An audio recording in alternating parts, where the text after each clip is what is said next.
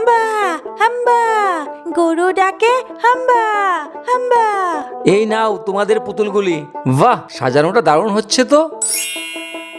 বাবা, এইগুলা তো আমিই সাজিয়েছি।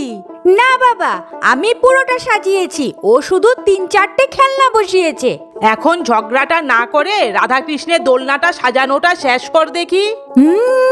নালু। পাকু, এখন না, আগে ঠাকুর খেয়ে নিক।